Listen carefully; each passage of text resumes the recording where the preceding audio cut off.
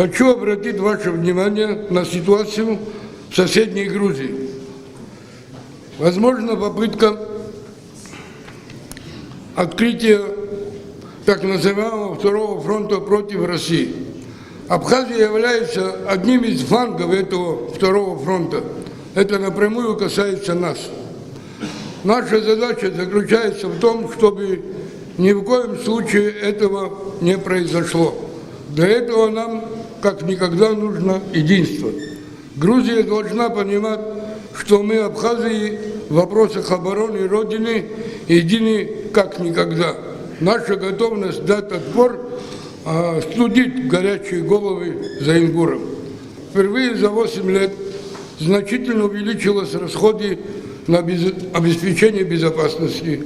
Строятся объекты военной инфраструктуры вдоль границ. Приводятся в порядок военные части. Созданы серьезные резервы вещевого, медицинского, социального, военного имущества. Проводятся комплексные мероприятия по повышению мобилизационной готовности.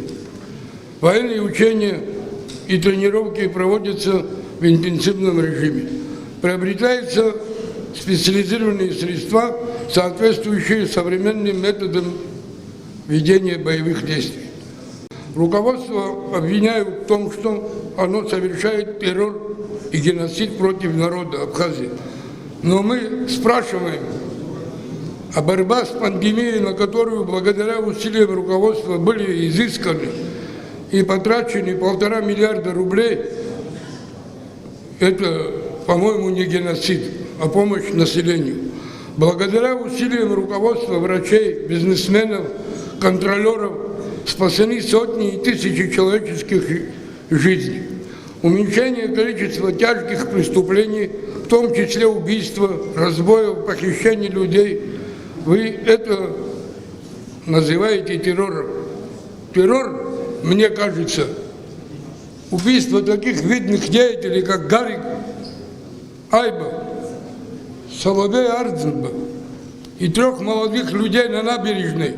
Вот это называется террором, а не то, что делает руководство сегодня.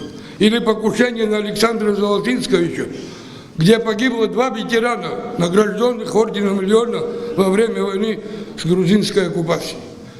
Свыше 7 тысяч наших граждан, которые обратились к руководству за помощью в лечении и обучении и получили эту помощь, это тоже не геноцид. Может быть, этим любителям громких слов напомнит о том, что такое настоящий террор. Председатель партии обратил внимание и на существующие проблемы в стране. Он отметил, что решение проблемы энергетики, цитата, оказалось сложнее, чем предполагалось. Они получили в наследство комплекс нерешенных проблем в энергетической сфере, низкую собираемость, изношенную инфраструктуру. При этом, если раньше мы платили за переток электроэнергии, то сегодня он нам достается бесплатно. В период работы прошлой власти 15-20-х годов за переток Абхазии пришлось заплатить почти 1,5 миллиарда рублей из инвестпрограмм. Это деньги, на которые не были построены школы и детские сады, поликлиники и больницы, которые так необходимы для нашей страны. В то время как руководство стремится упорядочить, внести правила в процессе строительства апартаментов и предлагает проект закона, запрещающий серые схемы, их продажи, закрывающий уход от налогов владельцев апартаментов, и такой подход стал предметом шквальной критики некоторых политиков. При этом руководство публично и открыто обсуждает законопроект, готово вносить изменения в него, но вместо здоровой совместной работы мы чаще всего слышим пустую критику. Алексей Цугба также обратился к депутатам с просьбой доработать и принять закон о ветеранах в последнем чтении, также проконтролировать его исполнение. Он считает, что надо оказать поддержку детям ветеранов при поступлении в высшее учебное заведение и позже при трудоустройстве.